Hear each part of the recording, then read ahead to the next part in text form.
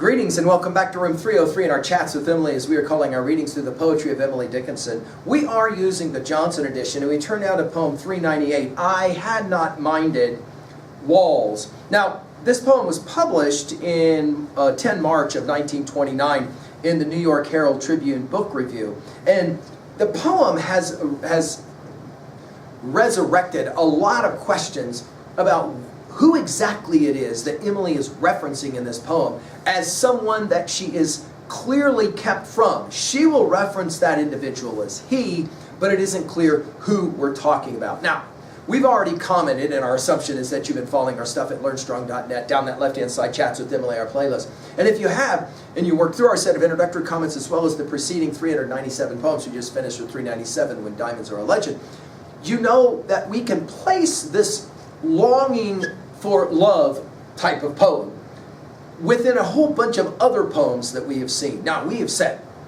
Emily loved Charlotte Bronte's Jane Eyre.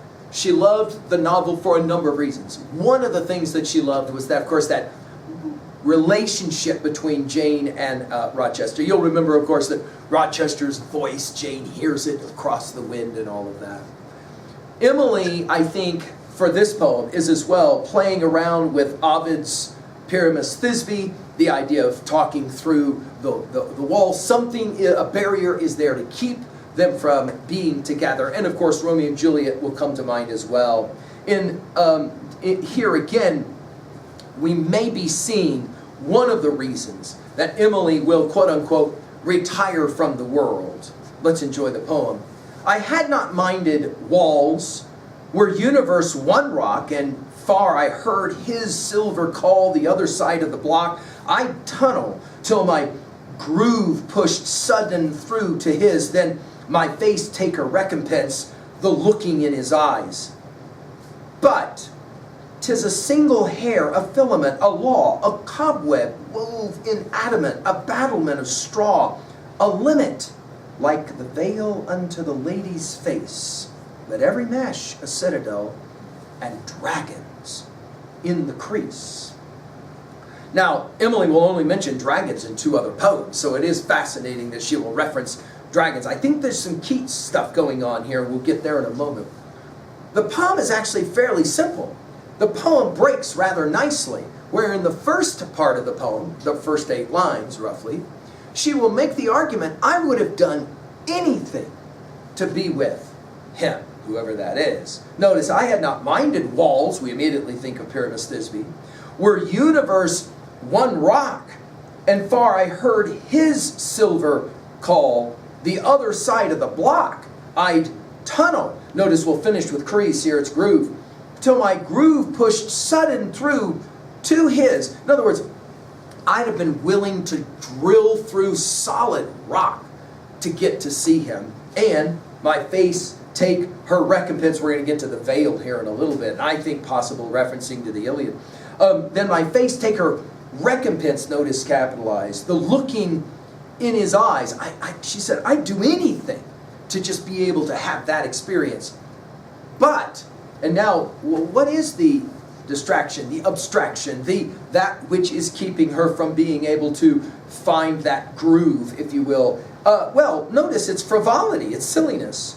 A single hair, a filament, a law, of course, what law?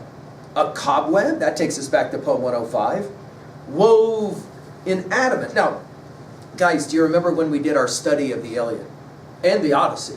And I said to you guys, all of that is available at learnstrong.net. But you'll remember, guys, I said, one of the central motifs is weaving, right?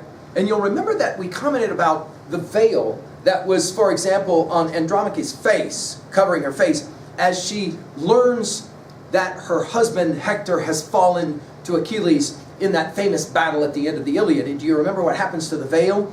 Right. It falls, and that movement of falling, I think Emily might be playing around with some of those motifs. She says it, a single hair, a filament, a law, a cobweb wove in adamant, a battlement of straw. I can't help but think of the Iliad as I read these lines. A limit like the veil unto the lady's face. It's interesting the way in which the veil, that which is keeping, you can see through it, but somehow it's still there. And think about the power of veils as it relates to her study and your study of Bronte's Jane Eyre. But every mesh, even the tiny holes, a citadel, again, back to the Iliad, possibly in Troy, and dragons in the crease. She'll mention dragons in 6:12 and in 10:21, and that's it.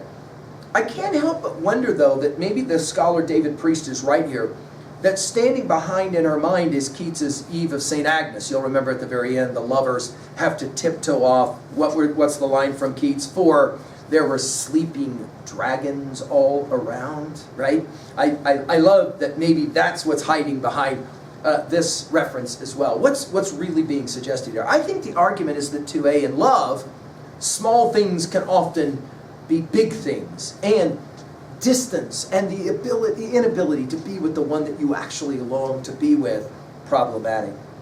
And to the obviously the two-part structure of the poem raises the question, who is the he that she longs to look into his eyes?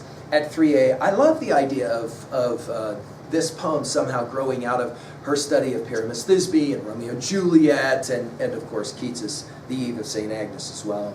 Finally, at 3b, to own a poem like this, what was a time when you were kept from the one you care about, and you would have gone through rock to get to them, but a veil kept you from them? Thank you.